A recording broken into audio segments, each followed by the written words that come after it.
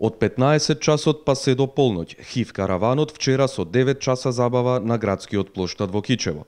Невладината организација Интеретник проект од Гостивар во соработка со Министерството за здравство на Република Македонија со грант од Глобал фонд го имплементира проектот Одржување на ниска преваленца на ХИВ во Република Македонија, одржлив развој, застапување, комуникација и социјална мобилизација под мотото Знаењето дава можности, поддршката резултати. Целта на овој проект според организаторите е да се подобрат условите за имплементација на програмите за превенција од ХИВ и туберкулоза на ниво на заедницата, односно да се обезбеди одржливост на воспоставените програми со активно учество на заедницата на локално ниво и да се зголеми видливоста и ефикасноста на превентивните програми за ХИВ и туберкулоза.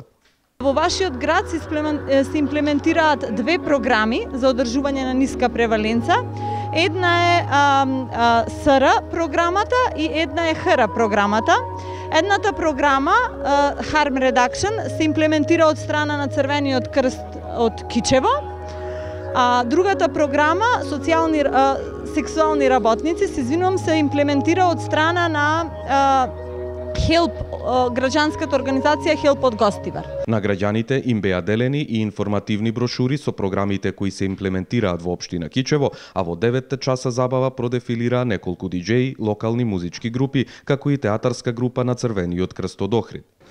Со овој проект еве 2-3 години се дружиме заедно во поддршка на проектот ИПГ со против ХИВ, СИДА и туберкулоза.